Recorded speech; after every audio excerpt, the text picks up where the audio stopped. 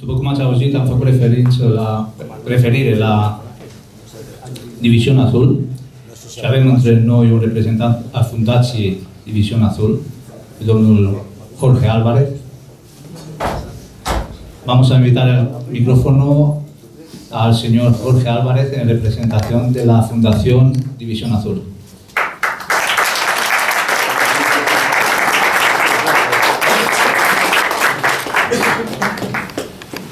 Bueno, muchas gracias a todos, sobre todo a Cali y a la Fundación por haberme permitido, por haberme honrado con estar hoy aquí compartiendo cartel, además con gente de muchísimo nivel y de acreditado patriotismo.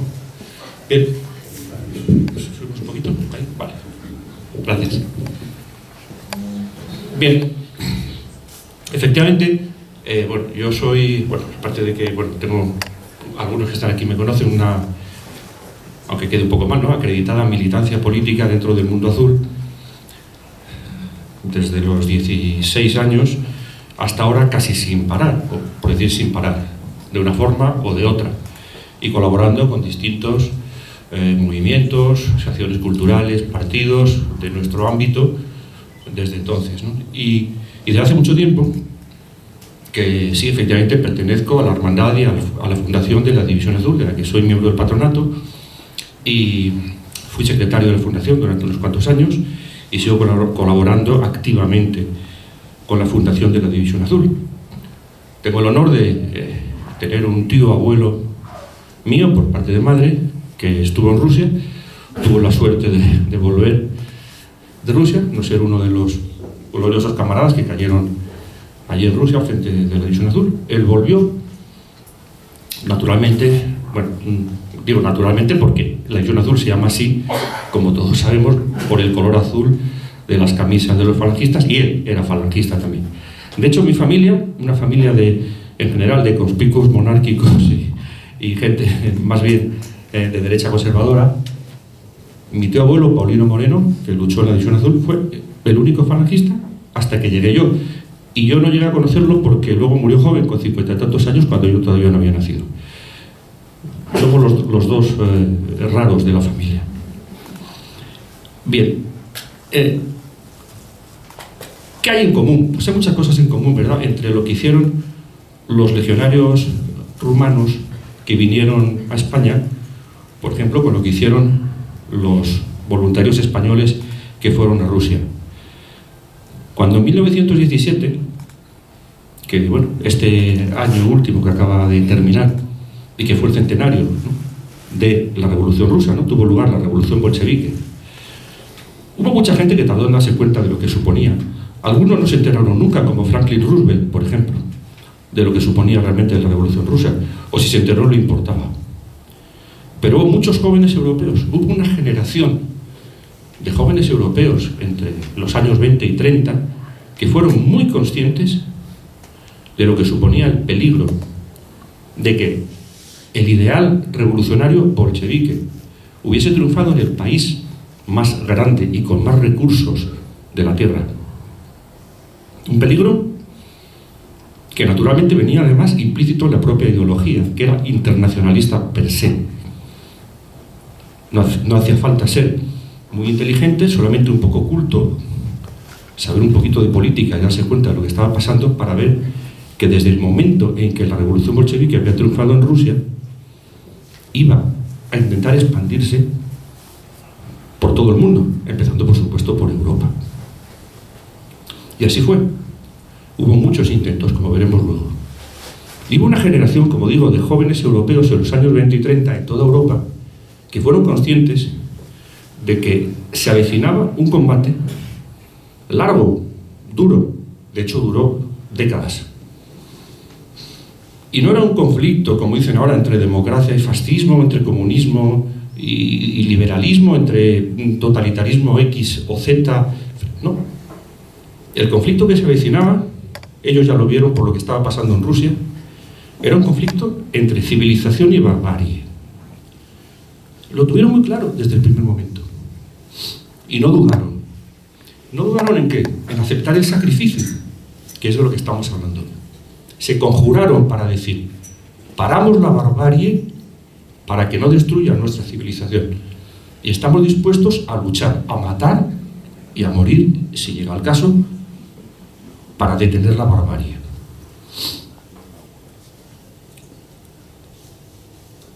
Es el compromiso de muchos jóvenes europeos. El comunismo, como todos sabemos, es una cabeza con muchas hidras, ¿no? La cabeza en aquel momento, bueno, la hidra, el monstruo estaba en Moscú, pero sabemos que tiene cabezas porque forma parte de su internacionalismo, que son los partidos comunistas locales de cada sitio. En cuanto a la revolución triunfó en Rusia, era cuestión de tiempo, y fue muy rápido, que intentó expandirse como una mancha de aceite. Volveré sobre este tema, pero lo dejo apuntado, ¿no? En 1918-19, cuando acabó la Primera Guerra Mundial, 1920, e intentonas posteriores, el comunismo fue derrotado por generaciones de europeos patriotas, valientes, que lucharon contra él.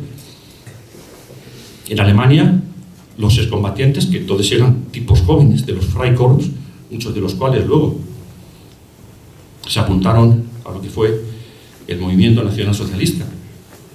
En Italia hubo graves riesgos de revolución marxista, también fue detenida, pero sobre todo en Alemania sabemos lo que fue la República Socialista de Baviera, bolchevique, lo que fue el intento espartaquista en Prusia.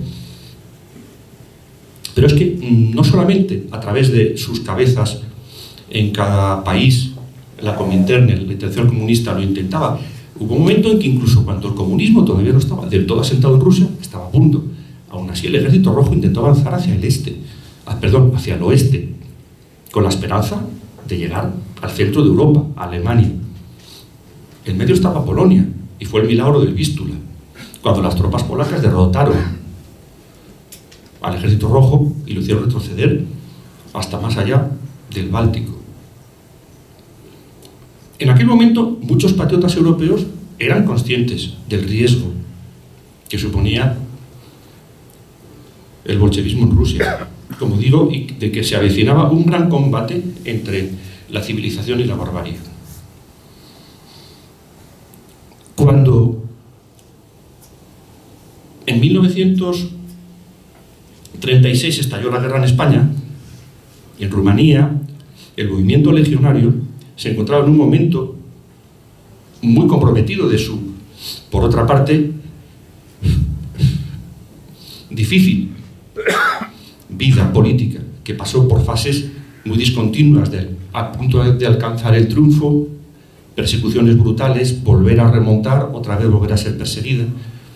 En aquel momento el movimiento crecía, y crecía exponencialmente.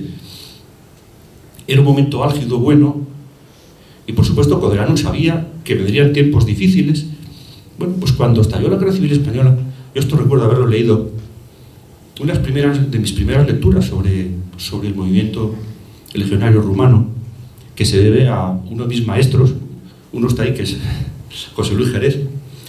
Otro, sobre todo en lo que se refiere a historia y historia militar, es Carlos Caballero Jurado, que escribió un libro muy bueno sobre los fascismos de Europa Oriental, de Europa del Este, en el que hablaba, el capítulo principal, por supuesto, era el fascismo rumano, y hablaba muchísimo y con mucho fundamento, muy bien, por supuesto, de la Legión de San Miguel Arcángel, Guardia de Hierro, el movimiento legionario rumano. Decía cómo fue recibido con entusiasmo el alzamiento en España y que miles, él habla de más de 10.000 militantes legionarios quisieron venir a España. Pero es lógico que también con un criterio mínimamente racional, Coderano decía, se me van a ir muchos, y además, ¿quiénes se van a ir? Los más comprometidos, los más aguerridos. No puedo dejar que se me vayan todos, porque nos estamos jugando aquí el ser o no ser. Entonces se mandó una representación, no solo, vinieron unos cuantos al final, no los más de 10.000 que hubiesen querido venir. Pero esto demuestra la generosidad de aquella generación de jóvenes europeos que tenían muy claro que les estaba tocando vivir una época convulsa y difícil y que querían ser protagonistas de los tiempos. No querían vivir al margen. Y estaban dispuestos a aceptar ese protagonismo y las consecuencias que pudiese traer, como puede ser, por ejemplo, como Mota y Marín, llegar a morir lejos de su patria, pero por una causa que consideraban suya. Esto me recuerda cuando empezó el ataque alemán a la Unión Soviética, la explosión de júbilo y de entusiasmo que hubo entre los jóvenes falangistas españoles, entre los camisas azules, para querer ir a alistarse a luchar en Rusia, también muy lejos de su patria, por una causa que consideraban justa. Fue un entusiasmo desbordante, y todos sabemos, por la literatura que hay, muy bien documentada, que se podían haber formado en aquel verano de 1941 una división, posiblemente 2 o más. También ocurrió que en aquel momento no se estimó oportuno comprometer a España mandando tantísima de la mejor gente que podía tener por lo que pudiera pasar, puesto que el destino de la guerra podía ser incierto. Pero aún así, podemos decir que gran parte de esa juventud europea, que tenía muy claro cuál era su compromiso entre la guerra de civilización contra la barbarie, asumió y se fueron también a Rusia de manera entusiasta. Igual que los rumanos, los camaradas rumanos que cayeron aquí, muchos de ellos cayeron muy lejos de sus casas, muy lejos de sus hogares, en condiciones también muy difíciles, también con nieve, como decía José Luis, hoy que teníamos aquí, y pasando penurias difícilmente explicables, ¿verdad?, que todos conocemos. Bien, está claro que esa generación de jóvenes europeos, en su momento todos escogieron luchar y defender una causa común. De todos modos, ellos tenían muy claro que había una doble lucha. No solamente había que frenar la revolución mundial internacionalista bolchevique, no solo había que frenar la barbarie. Para defender la civilización occidental europea, había que regenerarla porque estaba en franca decadencia. En Rumanía lo tenían muy claro. Todos sabemos que una de la lucha interna muy fuerte del movimiento legionario en Rumanía fue contra un elemento endógeno, interior, pero exógeno en todo lo demás, que siempre ha sido muy perturbador en todos los sitios en los que ha estado enquistado y ha parasitado.